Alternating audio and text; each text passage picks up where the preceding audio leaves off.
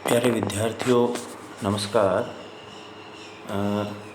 आज हम एंजियोस्पर्म की जो टैक्सोनॉमी है उसके बारे में अध्ययन करेंगे। और एंजियोस्पर्म टैक्सोनॉमी में जो हमारे डिफरेंट फैमिलीज़ हैं, विभिन्न कुल हैं, उनमें रूबिएसी कुल के बारे में अध्ययन हम आज करेंगे।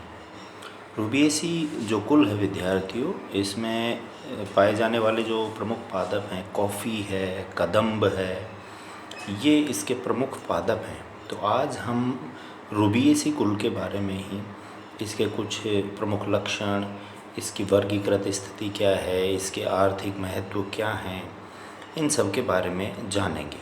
तो आइए जानें कुल रूबिएसी के बारे में। विद्यार्थियों, इसे मदार कुल भी कहते हैं और इसमें उपस्थित रूबिया टिंक्टोरिया पादप के आधार पर इसका नाम रूबिएसी रखा गया है।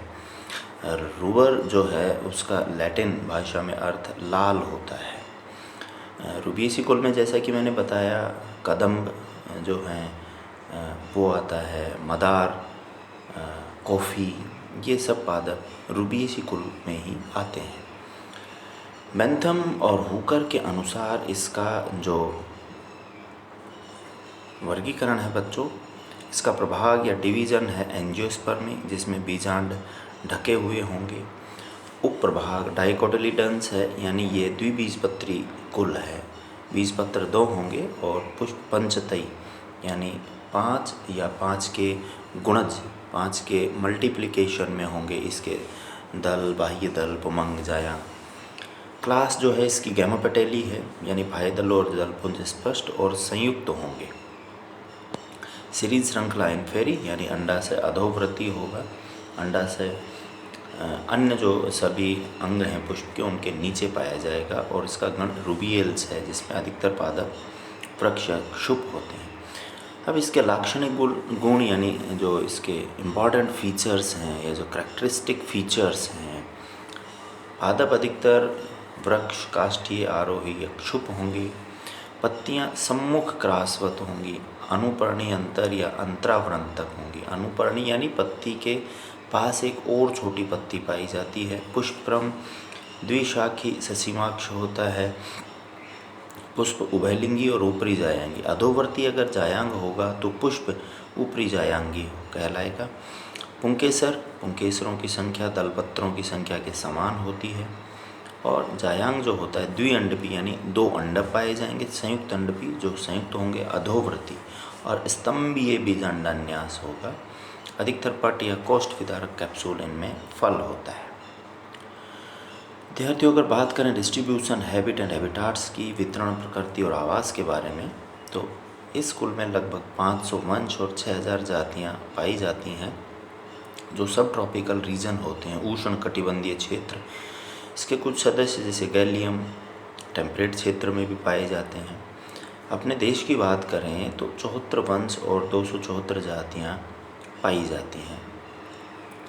कुछ जो पादप हैं उनमें अलग अलग स्वभाव के पादप इसमें पाए जाते हैं, जैसे लियान, काष्ठीय बेल होती है, डेरिया, वृक्ष, सिनकोना, मित्रगायना, पर्विफ्लोरा।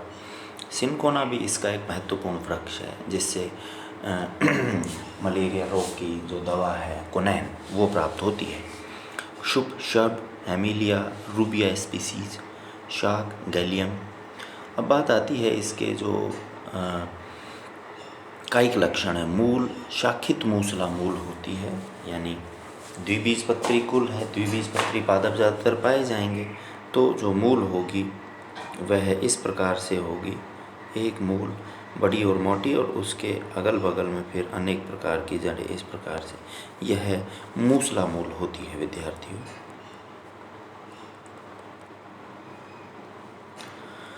तना वायवीय, शाखित, बेलनाकार, ऊर्ध्व या कठलता, काष्ठीय, शाकीय और ठोस होता है। पत्तियां जो होंगी, पत्तियां स्तंभिक तथा शाखीय, कॉलिन एंड रैमल, यानी जो स्तंभ से निकलती हैं सीधे ही। पत्तियां 2 प्रकार से हो सकती हैं, या तो सीधे ही स्तंभ से निकले या शाखा से निकलें। तो जो पत्तियां स्तंभ से निकलेंगी वो स्तंभिक, कॉलिन, और जो शाखा से निकलेंगी वो शाखीय होती हैं। अछिन्न कोरयुक्त, यानी इनकी जो इनका जो कोर होता है, पत्तियों का जो किनारा होता है वो एचिन होता है, कटा फटा नहीं होता है। सरल सम्मुख क्रॉसित होती हैं। सम्मुख क्रॉसित का मतलब होता है विद्यार्थियों, जैसे एक पत्ती ये इस प्रकार से, अगली पत्ती यहाँ पाई जाएगी इस प्रकार से। तो जैसे आंकड़े की आपने देखी होंगी, वो सम्मुख क्रॉसित होती हैं उस प्रकार से, यानी एक दूसरे के आमने सामने, और अगली जो पत्ती होगी वो क्रॉस रूप में। कभी कभी यह समूह में भी उपस्थित होती हैं, जैसे गैलियम अनुपर्णी। पर्ण में अनुपर्ण की निम्न विभिन्नताएं पाई जाती हैं। विद्यार्थियों, पत्ती के साथ साथ ही एक छोटी सी पत्ती जैसी ही संरचना पाई जाती है, जिसे अनुपर्ण कहते हैं। यह शीशम नामक पादप में भी, शीशम जो होती है अपनी इमारती लकड़ी जिससे प्राप्त होती है, उसमें भी पाई जाती हैं। जैसे पेंटास में ग्रंथिल और शूक के समान होती है। गैलियम में अनुपर्ण पर्णिल होते हैं, अनुपर्ण भी पत्तियों के समान ही हो जाते हैं। गार्डिनिया में 4 अनुपर्ण संयुक्त होकर टोपीनुमा संरचना बनाते हैं, जो फूल के खिलने पर गिर जाती है। सामान्य स्थिति में अंतर अथवा अंतरावृंतक इंट्रा और इंट्रापेट्यूलर अनुपर्ण पाए जाते हैं। पुष्पक्रम इन्फ्लोरेसेंस किस प्रकार का होता है? द्विशाखी सस्यमाक्षी पाया जाता है कि कुछ जातियों में विभिन्नताएं भी पाई जाती हैं, जैसे कॉफिया के हर पर्ण के कक्ष में से 1 से 3 पुष्प निकलते हैं। गॉर्डिनिया में एकल पुष्प पाए जाते हैं। एंथोसेफेलस यानी कदम्ब जो है, सस्यमाक्षी पुष्प समूहों में एकत्रित रहते हैं। अब बात आती है इसके पुष्प की, तो पुष्प सहपत्री होगा, यानी सहपत्र उपस्थित होगा। सहपत्र की यानी ब्रैक्टिएट और ब्रैक्टियोलेट, सहपत्र और सहपत्री का दोनों ही इसमें पाए जाएंगे। सहव्रंत व्रंत युक्त होगा। पूर्ण यानी जब नर और मादा दोनों जन्नांग पुष्प में पाए जाएंगे, यानी पुंकेसर भी और जायांग, तो इसे पूर्ण पुष्प कहते हैं। द्विलिंगी त्रिज्या सम्मित अपवाद स्वरूप मोसेंडा में एक बार सम्मित होता है। पुष्प चतुर अथवा पंचतय जायांगोपरिक तथा चक्रिक होते हैं, यानी जो पुष्प के दल हैं वो 4 या 5 के गुणज होंगे। बाह्य दलपुंज 4 अथवा 5 होते हैं। पृथक बाह्य दली होते हैं, यानी सारे के सारे अलग अलग होते हैं, एक दूसरे से जुड़े हुए नहीं होते।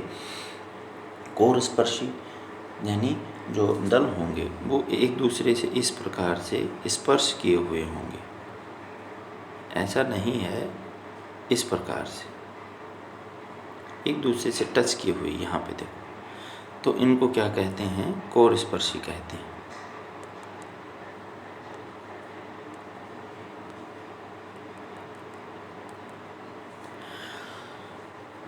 दलपुंज 4 अथवा 5 दल पाए जाते हैं, वो भी संयुक्त दली कोर स्पर्शी से कोर छाती तक विन्यास उपस्थित हो सकता है।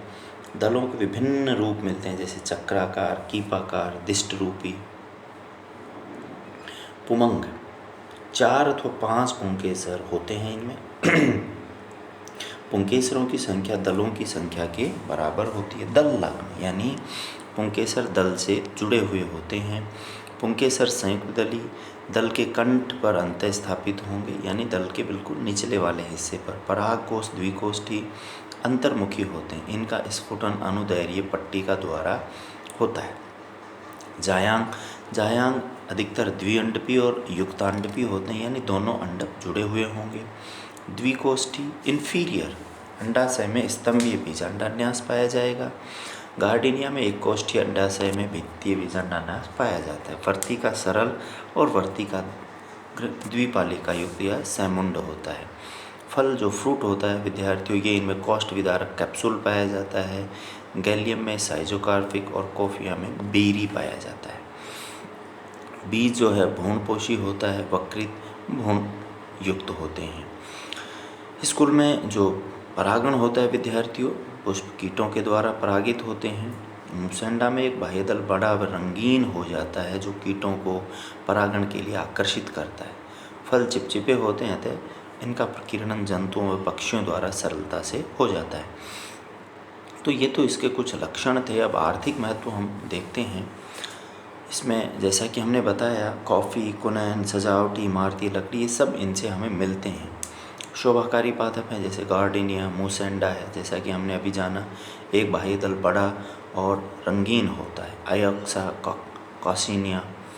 एंथोसिफेलस कदम्बा, जो कदम्ब के बड़े विशाल वृक्ष होते हैं, शोभाकारी और इमारती लकड़ी दोनों में ही काम आते हैं। कॉफ़ी, कॉफ़िया अरेबिका, जो मशहूर पेय पदार्थ है। कॉफ़िया कैनिफोरा, इन पादपों के बीजों से कॉफ़ी प्राप्त की जाती है। इसके पादप मुख्यतः ब्राज़ील, पूर्वी अफ्रीका, जावा, जमैका यहाँ पाए जाते हैं। रंजक, रूबिया टिंक्टोरिया की मूल से एल्जीरिन नामक रंजक मिलता है। औषधि, सिनकोना की निम्न जातियों की छाल से कुनैन प्राप्त की जाती है, जो मलेरिया में काम में आती है। आप सभी जानते हो, जैसे Cinchona officinalis, Cinchona calisaya, Cinchona ledgeriana, Cephaelis ipecacuanha. इसकी मूल से इपिकैकुआन नाम की औषधि मिलती है, जो एमीबी डाइसेंट्री में काम आती है।